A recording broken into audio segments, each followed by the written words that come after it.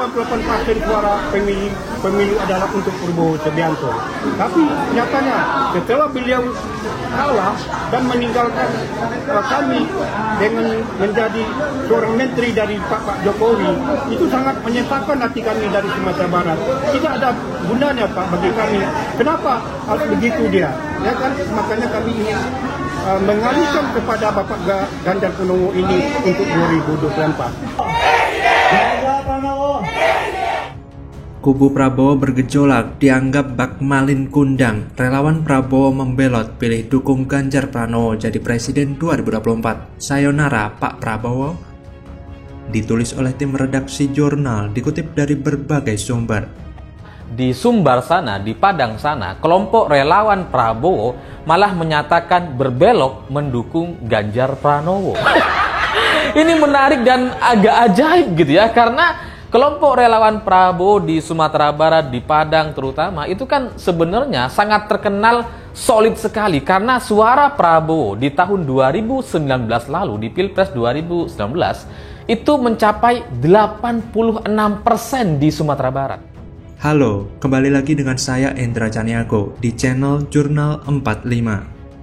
Kubu Prabowo bergejolak seperti yang tengah ramai diberitakan, dimulai dari daerah yang justru menjadi lumbung suara bagi Prabowo Sandiaga pada Pilpres 2019 lalu. Ya, kabar yang pastinya bikin panik kubu Prabowo itu datang dari Padang, Sumatera Barat, berupa aksi pengalihan dukungan kepada Ganjar Pranowo oleh seratusan relawan yang disertai pencopotan baju bergambar Prabowo Sandi menjadi kaos bergambar Ganjar Pranowo 2024 atau GP 2024. Dilansir dari laman detik.com, koordinator relawan PS19 GP24 John Kennedy berkata bahwa mereka mengalihkan dukungan ke Ganjar Pranowo karena kecewa dengan Prabowo yang menjadi anak buah Jokowi. Padahal saat Pilpres 2019 mereka mati-matian berjuang melawan Jokowi. Saat acara deklarasi, Johnny mengatakan kami sudah berkorban waktu, tenaga, bahkan materi untuk kemenangan Prabowo di Sumatera Barat dan itu berhasil kita wujudkan hingga memperoleh suara 86% lebih pada Pilpres 2019. Kini kami mencari sosok pemimpin yang menjadi simbol regenerasi kepemimpinan nasional. Kami nilai Ganjar Pranowo tepat memimpin Indonesia 2024. Jika lantas ada yang mengira bahwa aksi ini hanya dilakukan oleh relawan biasa, sepertinya tidak begitu. Karena udah Johnny ini berkata bahwa para pejuang Prabowo 19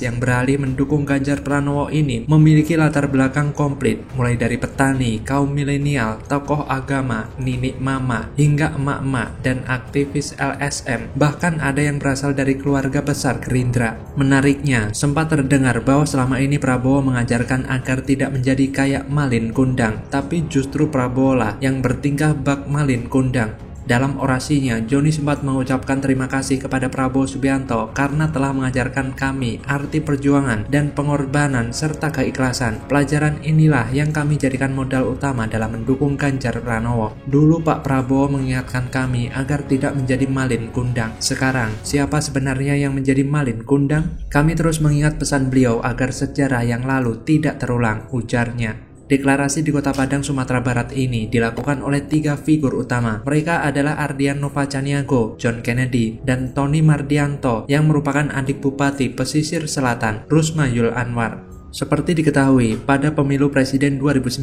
Prabowo berhasil menguasai suara di Tanah Minang. Prabowo yang saat itu berpasangan dengan Sandiaga Uno merebut 85,95% pemilih atau 2.488.733 suara. Sedangkan pasangan Jokowi Ma'ruf hanya meraup 14,05% atau 407.761 suara. Apa yang terjadi di Padang ini pasti akan berdampak pada pengerusan suara Prabowo yang akan semakin besar. Kendati demikian, meskipun tidak dikehendaki memimpin oleh mayoritas pendukung yang lebih memilih Prabowo, tetapi selama ini Jokowi tak pernah menganaktirikan Sumbar dengan tetap memberikan perhatian yang sama seperti daerah-daerah lain yang menjadi lumbung suara Jokowi Ma'ruf. Saya sangat yakin gelombang pengalihan dukungan ini barulah permulaan karena Ganjar Pranowo belum benar-benar berkampanye. Ruang geraknya baru akan terbuka lebar pasca 5 September 2023 sejak masa jabatan Ganjar sebagai gubernur berakhir. Lalu beliau mulai berganti kostum sebagai Capres RI 2024. Saya pun meyakini bahwa ada kelompok-kelompok relawan lain yang masih akan menyeberang, tapi bukan ke kubu Anies. Tapi selama ini mereka masih menunggu ada yang berani mendobrak dan menyatakan dukungan kepada Ganjar. Lihat saja nanti, kok feeling saya kuat bahwa hal ini akan segera terjadi.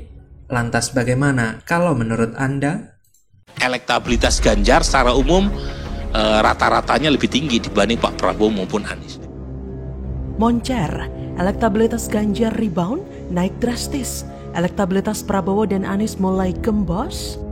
Ini ada satu capres yang tidak diperhatikan, bahkan sudah tidak lagi diomongkan, yaitu Anies Baswedan. Halo, dengar suara JJ lagi di channel Jurnal 45. Lembaga Survei Indikator Politik Indonesia merilis hasil jajak pendapat terbaru yang menunjukkan elektabilitas bakal calon presiden Ganjar Pranowo rebound atau kembali naik. Elektabilitas baca pres dari PDIP itu mampu mengalahkan Prabowo Subianto juga Anies Baswedan dalam simulasi 3 nama yang dilakukan Indikator Politik Indonesia. Adapun elektabilitas Ganjar adalah sebesar 35,2% jika pemilihan presiden diadakan sekarang. Kemudian Prabowo 33,2% dan Anies hanya 23,9%. Peneliti utama indikator Burhanuddin Muhtadi menyebut elektabilitas baca pres dari tahun ke tahun sangat dinamis. Namun menurutnya, secara umum kenaikan elektabilitas Ganjar rata-rata lebih tinggi dibanding baca pres lainnya. Ia juga menambahkan saat ini pemilih Ganjar didominasi dari etnis Jawa, sebagaimana diketahui Jawa sendiri menjadi kunci. Padahal Prabowo juga orang Jawa asli Banyumas, tapi sebagian mungkin tidak melihat atau kurang tahu Prabowo punya latar belakang itu, kata dia. Sebagai informasi, survei ini dilakukan pada 15-21 Juli 2023 dengan populasi survei seluruh warga Indonesia berusia 17 tahun atau lebih atau sudah menikah kriteria pemilih. Kemudian total responden adalah sebanyak 1.811 dengan metode multi-stage random sampling dan memiliki toleransi kesalahan sekitar 2,35 atau 2,4%. Melihat elektabilitas Ganjar yang naik tentu akan berefek pada mental Prabowo Subianto. Tentu akan membuat ketum Gerindra itu semakin pusing, stres, bahkan tidak mood makan. Survei itu juga membuat Anies semakin langsa. Itu semakin membuktikan jika Anies kemungkinan gagal mengikuti pemilu 2024. Jika dilihat dan diperhatikan, kualitas Ganjar memang berbeda dengan Prabowo ataupun Anies. Ganjar adalah sosok birokrat handal yang membangun Jawa Tengah dengan luar biasa. Dia tidak hanya berkepala dingin, namun dia memiliki hati yang hangat untuk terus memberikan perhatian dan simpati kepada rakyatnya yang membutuhkan bantuan. Sebagai kader banteng, Ganjar menjadi orang yang memperjuangkan hak rakyat dan kebutuhan-kebutuhan mereka satu persatu. Lahir dari rahim rakyat yang pernah susah dalam definisi yang sesungguhnya, bukan seperti para influencer saham atau trader lainnya yang mengatakan bahwa saat mereka susah mereka masih bisa beli kopi 80.000 dan bawa mobil. Membuat Ganjar paham betul dengan apa yang dikatakan dan ia kerjakan. Kebijakan Ganjar juga sangat berpihak pada rakyat. Juga kasus-kasus yang terjadi selama ini diselesaikan dengan tepat guna. Ganjar tidak menggunakan pencitraan murahan hanya sekedar ingin cari muka, tapi melakukan banyak tindakan yang memang berpusat pada rakyat. Kedekatannya dengan masyarakat kecil juga tidak perlu diperdebatkan lagi, karena memang sudah sangat natural dan dia memang bentukannya begitu. Relasinya dengan rakyat juga tidak dibuat-buat dan begitu cair seperti yang dikatakan Presiden Jokowi, bahwasanya Ganjar adalah gurunya ketika ngomongin tentang kedekatan dengan rakyat. Keluasan Ganjar dalam berinteraksi dengan rakyat dipuji oleh Presiden Jokowi.